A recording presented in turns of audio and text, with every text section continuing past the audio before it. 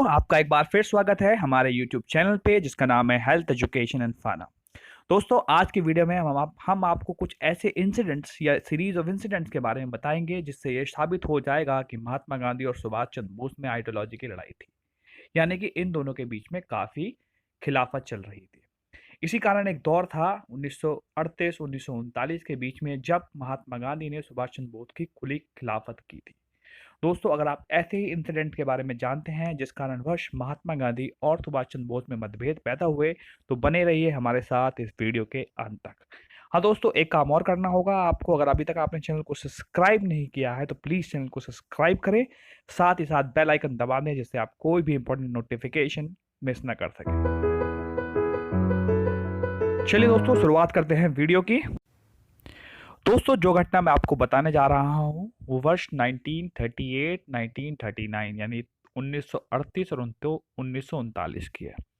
दोस्तों, उस समय सेकेंड वर्ल्ड वॉर यानी कि द्वितीय विश्व युद्ध का डंका लगभग बज चुका था। जो दुनिया की सुपर पावर थी उस टाइम की, इंग्लैंड और फ्रांस, उनको जर्मनी से टक्कर मिल रही थी। हिटलर ने ललकार सबको दे दी थी, या तो वो हिटलर के सामने सरेंडर करे अन्यथा युद्ध को झेले। उसी डर से इंग्लैंड और फ्रांस काफ़ी डर चुके थे, दबाव में थे। तो दोस्तों, इस कारणवश इंग्लैंड और फ्रांस ने अपने उपनिवेशक यानी कि जो देश उनके कंट्रोल में थे, उनके संसाधनों को, मैन पावर को यूज़ करना चाहते थे।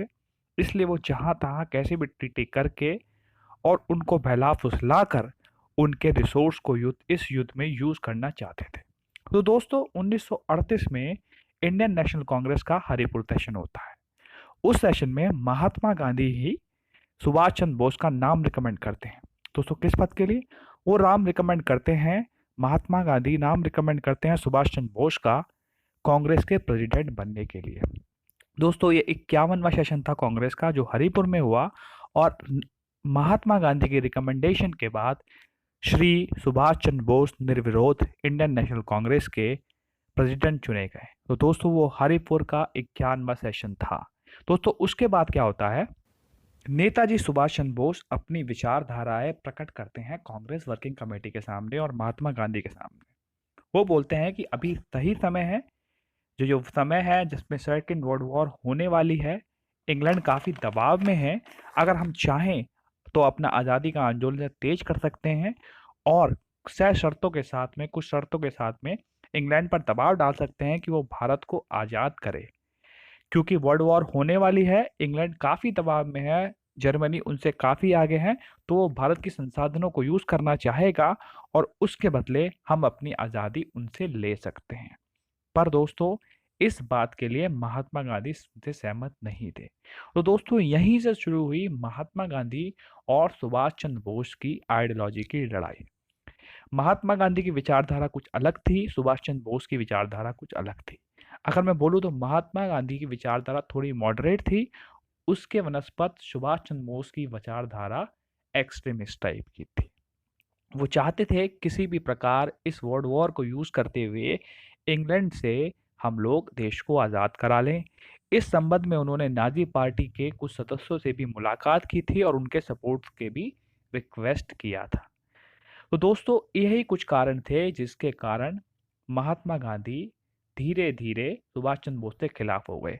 वो नहीं चाहते थे कि सुभाष चंद्र बोस नाजी पार्टी यानी कि जर्मनी और हिटलर के नज़दीक जाएं, क्योंकि उनको हिटलर की जो कार्यशैली थी, उनके काम करने का तरीका था, डेमोक्रेसी के खिलाफ जो उनकी विचारधाराएं थी, वो पसंद नहीं थी।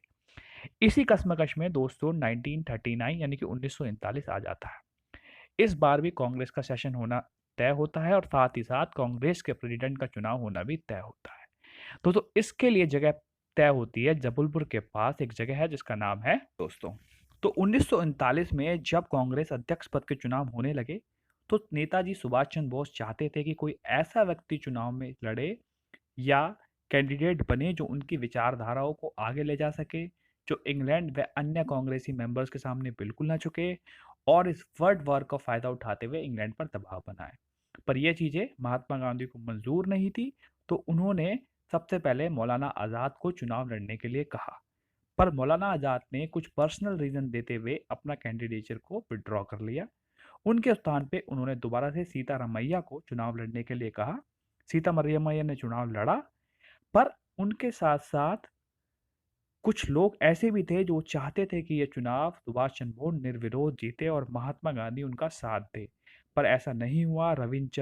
रविंद्रनाथ ठाकुर, प्रफुल्ल चंद्र राय, मेघनाथ सहाय कुछ ऐसे लोग थे जिनको जिनको सुभाष चंद्र बोस में एक दूरदर्शी लीडर दिखता था। पर दोस्तों इस बार कुछ चीजें अलग थी। इस बार का जो माहौल था वो अलग था। माहौल तो था वो कुछ बोस के खिलाफ था। एक बहुत बड़ा धड़ा जिसमें महात्मा गांधी भी थे, वो कांग्रेस का सुभाष चंद्र बोस के खिलाफ था। तो कांग्रेस के प्रेसिडेंट पद के लिए चुनाव होना तय हो गया।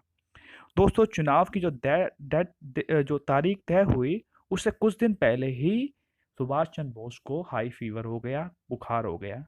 इस संबंध में उन्होंने पत्र महात्मा गांधी व कांग्रेस के अन्य पद अधिकारियों को लिखा। उन्होंने कहा कि मैं ज्वार यानी कि बुखार से पीड़ित हूं और वर्तमान में मैं इस सम्मेलन को अटेंड करने में असक्षम हूं। और क्या है तो आप लोग कांग्रेस वर्किंग कमेटी का चुनाव स्वयं कर ले और इलेक्शन को अगर चाहते हैं तो इसको स्थगित भी किया जा सकता है। पर दोस्तों उनकी मांगों को अस्वीकार कर दिया गया है। तो दोस्तों आप यहाँ देख सकते हैं कितना बड़ा मतभेद हो गया था उस टाइम महात्मा गांधी और सुभाष चंद्र बोस में। या आप कह सकते हैं कि कांग्रेस के दो धड़े बन गए थे, एक में महात्मा गांधी थे, एक सुभाष चंद्र बोस थे, जिस कारण ये चुनाव स्थगित नहीं हुए। दोस्तों फिर क्या होता है दोस्तों, बीमारी की हालत में, बुखार की हालत में सुभाष चंद्र बोस त्रिपुरी पहुंचते हैं। वहाँ इलेक्शन होता है। इलेक्शन में वो, जैसे कि सबको उम्मीद थी, 1580 मत पाते हैं और उनके जो विरोधी थे सीतारमैया 1377 मत पाते हैं और वो 203 मतों से चुनाव जीत जाते हैं। तो दोस्तों जो ये खिलाफत थी वो चलती रहती है, पर इस खिलाफत में भी लोकप्रिय नेता जो कि सुभाष चंद्र बोस थे वो चुनाव जीत जाते हैं। दोस्तों इस चुनाव जीतने के बाद महात्मा गांधी जी कहते हैं कि जो सीतारमैया की जो हार थी वो मेरी अपनी हार थी। सीतारमैया की जो हार है वो मेरी अपनी हार। साथ ही एक अपील करते हैं कांग्रेस में अपने साथियों से कि जो सुभाष के तरीकों से सहमत नहीं है वो कांग्रेस से हट सकते हैं। उनकी इस अपील के बाद कांग्रेस कार्यकारिणी के 14 में से 12 सदस्य इस्तीफा दे देते हैं। दोस्तों ये बात पॉइंट नोट करने वाला है कि खिलाफत कहां तक बढ़ गई थी। जवाहरलाल नेहरू तटस्थ बने रहते हैं, केवल एक सदस्य शरद बाबू सुभाष के साथ रहते हैं। तो दोस्तों आप देख सकते हैं एक चुने हुए नेता को, चुने हुए प्रेसिडेंट को किस तरह से हटाया गया कांग्रेस के 1939 के त्रिपुरी सेशन में। ये यहाँ पर आप देख सकते हैं। तो क्या विचारधारा में इतनी इतनी भेद थे कि महात्मा गांधी एक इलेक्टेड मेंबर को नहीं देखना चाहते थे। तो दोस्तों कुछ यही सवाल हैं जो कांग्रेस के 1930 यानी 1939 का जो सेशन था वो लेकर आता है। इसके बाद दोस्तों क्या होता है, जब हमारे जो सुभाष चंद्र बोस हैं वो समझौते की बहुत कोशिश करते हैं। वो गांधी जी से मिलते हैं, अन्य सदस्यों से मिलते हैं, पर उनकी एक नहीं सुनी जाती। इस माहौल में उनके लिए काम करना दुश्वार हो जाता है। वो कांग्रेस को लीड नहीं कर पाते हैं और इनसे तंग आकर वो लास्ट में 29 अप्रैल 1939 को कांग्रेस के अध्यक्ष पद से इस्तीफा दे देते हैं। तो शायद दोस्तों यही कुछ कांग्रेसी लोग चाहते थे कि सुभाष चंद्र बोस कांग्रेस के पद से इस्तीफा दे दे और उनके जो पसंद का आदमी है, जो उनकी विचारधारा वाला आदमी है, कांग्रेस के अध्यक्ष पद पर नियुक्त हो जाए। उसके बाद दोस्तों सुभाष चंद्र बोस 3 मई 1939 को एक फॉरवर्ड ब्लॉक नाम की पार्टी का गठन करते हैं। तो दोस्तों इसके साथ ही उनका और कांग्रेस का नाता टूट जाता है। अब दोस्तों सवाल कुछ ये पैदा होते हैं, क्या एक इलेक्टेड मेंबर को इस प्रकार खिलाफत करके हटाया जाना या हटने के लिए मजबूर करना ठीक है? अगर किसी को उनके विचार शैली से या कार्यशैली से खुशी नहीं रही तो उसको डेमोक्रेटिक रूप में रखना चाहिए था, ना कि उनके खिलाफ इस प्रकार की कुछ कार्य करके उनको हटा देना चाहिए था। तो दोस्तों यही वो सेशन था जिसके कारण कांग्रेस में मत विभाजन हुआ। साथ ही सुभाष चंद्र बोस ने कांग्रेस को सदा के लिए अलविदा कह दिया। तो दोस्तों अब आपने देखा या मैंने आपको बताया कि किस प्रकार सुभाष चंद्र बोस ने कांग्रेस के प्रेसिडेंशियल पद को छोड़ा। इसमें साजिश भी हो सकती है, बहुत सारी चीज़ें हो सकती हैं, विचारधारा में डिफरेंसेस भी हो सकते हैं, ये तो आप लोग ही सही समझ पाएंगे। तो दोस्तों अगर आपको ये वीडियो अच्छी लगी तो वीडियो को लाइक ज़रूर करें, चैनल को सब्सक्राइब करें और कमेंट ज़रूर करें। तो दोस्तों फिर मिलेंगे एक अन्य वीडियो के साथ। तब तक के लिए जय हिंद, सलाम, नमस्ते।